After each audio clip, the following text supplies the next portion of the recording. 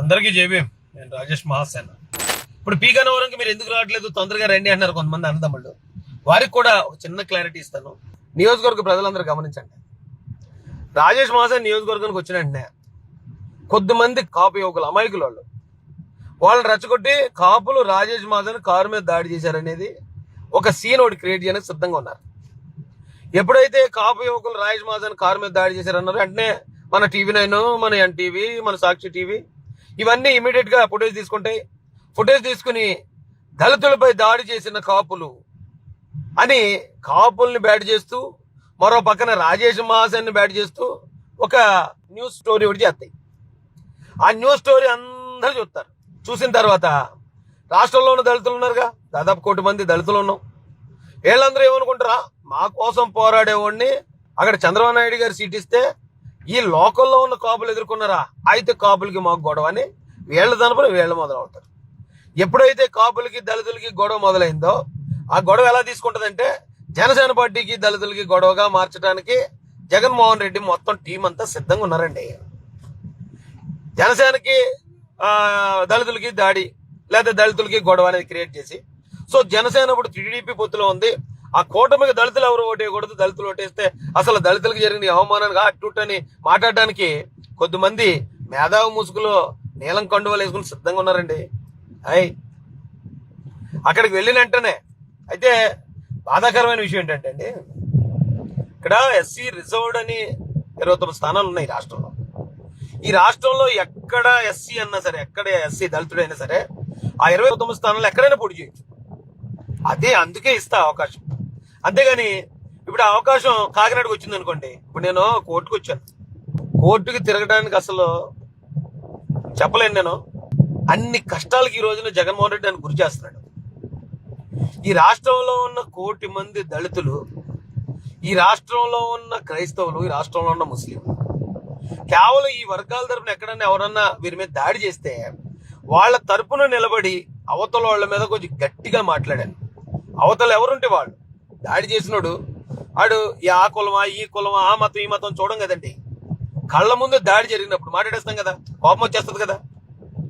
అలాగే నేను మాట్లాడిన మాటలనే తప్పుగా చూపించి వేళ మొత్తం ఈ రాష్ట్రానికి నేను శత్రువుని చేద్దామని ట్రై చేశాడు జగన్మోహన్ రెడ్డి.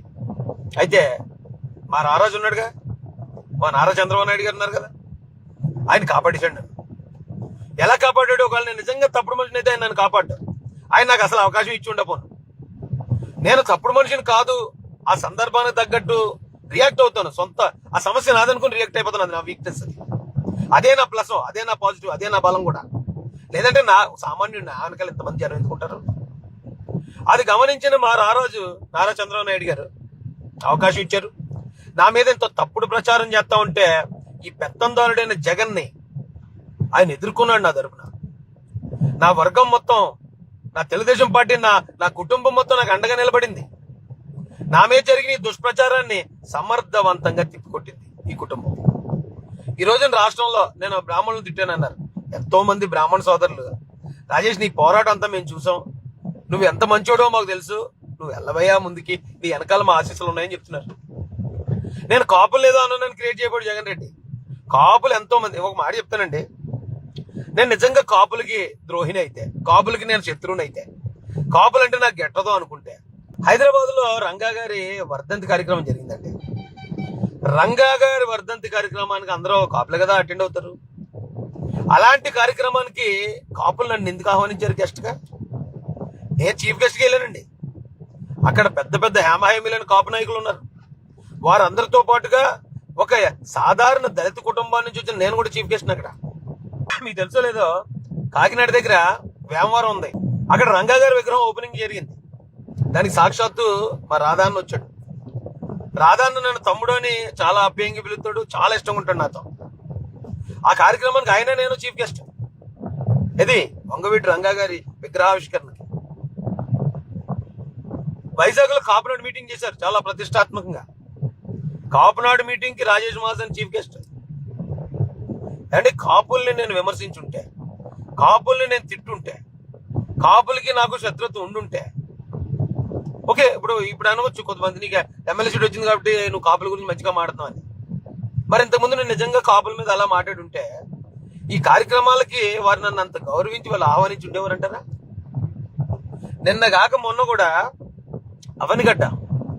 అవనగడ్డలో రంగా గారి విగ్రహావిష్కరణ నాకు సీట్ అనౌన్స్ చేసిన మరుసటి రోజు అక్కడికి రాధాని వెళ్తున్నారు చీఫ్ గెస్ట్ గా. అక్కడికి నన్ను పిలిచారు ఎంతో అభిమానంగా.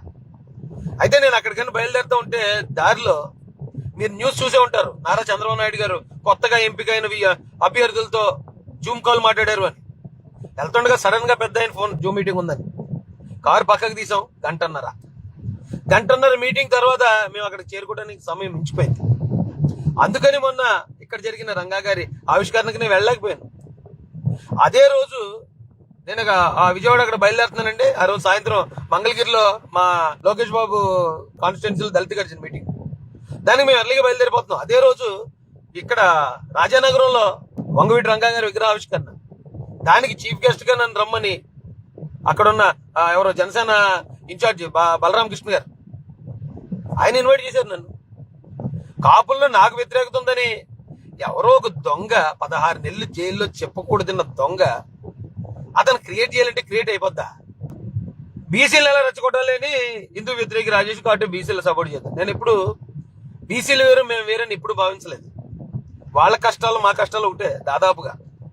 వాళ్ళ పడే అవమానాలు మేము పడే అవమానాలు ఒకటే. కాబట్టి నేను ఎప్పుడు పోరాడినా ఈ బడుగు బలహీన వర్గాల తరపు ఇదంతా నా వర్గం, వీళ్ళలో ఎవరికైనా కష్టం వస్తేనే ముందుకెళ్ళాలని పోరాడినండి. నా మీద వీళ్ళని ఎలా రెచ్చగొట్టడానికి కుదురుతుందండి? అండ్ ఇందాక ఒక విషయం చెప్పడం మధ్యలో ఆపేశాను. రిజర్వ్డ్ నియోజకవర్గాలు ఏదైతే ఉన్నాయో అంటే కొద్దిమంది దళిత పెద్దలు కొద్దిమంది, రాజేష్ మోహన్ అనేవాడు కోనసీమ ఏరియా వాడు కాదు కదా, ఆడు మెట్ట ప్రాంతం వాడు కదా, ఆడు ఎలా వస్తాడు ఇక్కడికి అండ్ రానివ్వడానికి కుదరదు అంట. అన్న, కోనసీమలో ఉన్న పెద్దలందరికీ హృదయపూర్వకంగా ఒక మాట అడుగుతానంట. ఈ జిల్లాలో 3 రిజర్వ్డ్ నియోజకవర్గాలు వచ్చాయి. ఆ 3 కూడా మన కోనసీమ ప్రాంతానికే వచ్చాయి. ఆ 3 కోనసీమ ప్రాంతానికి వచ్చినప్పుడు ఈ జిల్లాలో ఎవడైనా సమర్థుడు ఉన్నాడని పార్టీలు గ్రహించి, పార్టీలు గౌరవించి ఆ రిజర్వ్ నియోజకవర్గంలో స్థానం ఇచ్చినప్పుడు, ఇది మేము ఇక్కడ స్థానికులం కాబట్టి ఇది మా సీటు, బయట నుంచి ఎవడో రానకు వీలు లేదు అండం, అది రాజ్యాంగానికి అంబేద్కర్ గారి ఆశయాలకు కూడా విరుద్ధం అన్నది. ఎందుకంటే ఒక జిల్లాలో 2, 3 రిజర్వ్డ్ ఉన్నాయంటే ఆ జిల్లాలో ఉన్న వాళ్ళు ఎవరైనా సరే ఆ రిజర్వ్ నియోజకవర్గాల్లో పోటీ చేయొచ్చు. అది అంబేద్కర్ గారే చెప్పారు. అయితే కొద్దిమంది పెద్దలు, మీకు మళ్ళీ పెద్దలకి వారికి కూడా చెప్తున్నాను, నేను అక్కడికి రావడం వల్ల మీకు బలం అవుతాను తప్ప మీకు బలహీనత లేకపోతే మీకు పోటీ అవ్వను నేను. ఎందుకంటే రాజేష్ మాసాన్ అక్కడ మీతో పాటు ఉన్నాడంటే ఏ చిన్న పని ఉన్నా ఏ చిన్న సమస్య ఉన్నా రే తమ్ముడు రారా అంటే పరిగెట్టుకు వచ్చేవాడిని నేను మీకు వ్యతిరేకం కాదు, మీకు ఇంకా మీ పేరు ప్రదేశాలు పెంచేవాడినే తప్ప మీకు అవమానం తీసుకొచ్చేవాడిని కాదు నేను. అలాంటప్పుడు ఇక్కడ ఇవ్వడానికి కుదరదు అంటే, ఇప్పుడు రిజర్వ్డ్ అనేది ఎప్పుడు ఏ నియోజకవర్గానికి వస్తుందో తెలియదు. తెలిసినప్పుడు ఇక్కడ మా నియోజకవర్గంలో మేము మాత్రమే పోటీ చేయాలి, ఇది మా స్థానికులు అంటానికి అది న్యాయం కాదేమో అనుకుంటున్నాను. ఎందుకంటే నేను ఒక జనరల్ అభ్యర్థిని అనుకోండి, నా నియోజకవర్గం జనరల్ సీటు, దాన్ని వదిలి ఒకవేళ పక్క నియోజకవర్గానికి వచ్చాను అనుకోండి, ఏమయ్యా నువ్వు జనరల్ అభ్యర్థివి, నీ జనరల్ సీట్ వదిలేసి ఈ పక్క నియోజకవర్గానికి ఎందుకు వచ్చావని మీరు బాధపడ్డారంటే అర్థం చేసుకోవచ్చు. కానీ నాకు అక్కడ నా ప్రాంతంలో ఎక్కడ రిజర్వ్డ్ సీట్ లేదు. మనకు రిజర్వ్డ్ సీట్లో అవకాశం ఇస్తారు పెద్దలు, ఇచ్చినప్పుడు రిజర్వ్డ్ ఎక్కడుంటే అక్కడికే వస్తాం కదా ఆ జిల్లాలో. ఇప్పుడు ఈ జిల్లాలో ఉన్న నా సొంత జిల్లాలో ఉన్న ఈ నియోజకవర్గాలకే నేను స్థానికేతరుడు అయితే ఒకవేళ పక్క జిల్లాకి వెళ్తే మరి వాళ్ళు రానుతారా? ఏంటన్నా ఇలాగే ఒక్కడి మీద ఇన్ని రకాల దాళ్లు కుట్రలు జగన్ రెడ్డి చేస్తున్నాడు అన్నప్పుడే నేను గెలిచేసానన్నా. అసలు ఈ ఫీల్ ఏంటో కానీ అది వేరే రేంజ్ లో ఉంది. నా ఒక్కడి కోసం మార్ఫింగ్ వీడియోలు క్రియేట్ చేయటం, అవి సర్క్యులేట్ చేయటం, లేని అబద్ధాలను క్రియేట్ చేయటం, ప్రజలందరిలోకి వాటిని తీసుకెళ్లాలనే ప్రయత్నం. ఒక పెద్ద ఆయన అణగారిన వర్గాల వాయిస్ కూడా అసెంబ్లీలో ఉండాలని ఆయన మాకు ఎంత విలువిస్తే దీన్ని అడ్డుకోవడానికి ఇంత ఈ స్థాయిలో మరి జగన్ రెడ్డి ట్రై చేస్తున్నాడంటే, అసలు అలాంటి వాడికి మేము రాజకీయ భవిష్యత్తు ఉంచితే ఆయన రాజకీయంగా సర్వనాశనం చేయకపోతే అలాంటి వాడిని ఇక ఇక్కడ ఉన్న దళితులు ఎవరన్నా బతికి బట్ట కడతారంటారా? ఒకసారి ఆలోచించండి పెద్దలందరూ.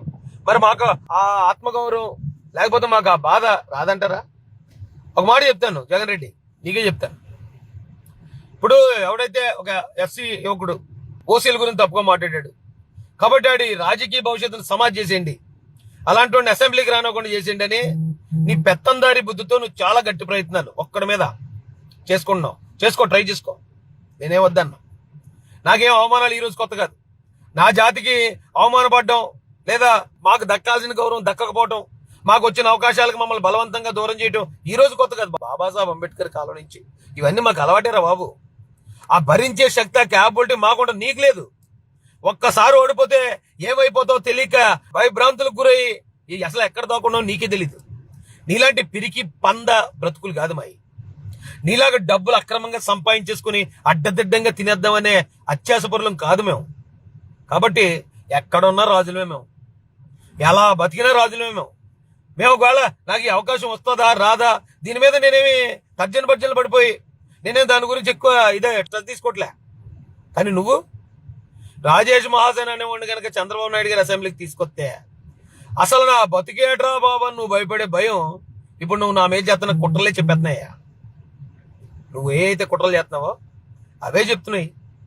అయితే గన్నవరం ప్రజలకు కూడా చెప్తున్నాను, నిన్న మా బావ పెట్టాడు ఒక పోస్ట్, జస్ట్ ఒక చిన్న టీ బ్రేక్, మళ్ళీ గన్నవరంలో కలుసుకుందాం అన్నాడు. చూద్దాం. నాకు నేనుగా తగ్గాలి, నాకు నేనుగా ఆగితే తప్ప గన్నవరం నియోజకవర్గం నుంచి పెద్దలు నన్ను తప్పించరు. వాళ్ళకి నా మీద చాలా నమ్మకం, చాలా ప్రేమ, అభిమానం. ఇలాంటి కుర్రోడికి మనం అవకాశం కల్పించాలి, ఇలాంటి వర్గాలకు మనం చెయ్యిచ్చి పైకి లేపాలి అనేంత గొప్ప వ్యక్తిత్వం కలిగిన వ్యక్తులు వాళ్ళు. చంద్రబాబు నాయుడు గారు కానీ, లోకేష్ గారు కానీ, పవన్ కళ్యాణ్ గారు కానీ.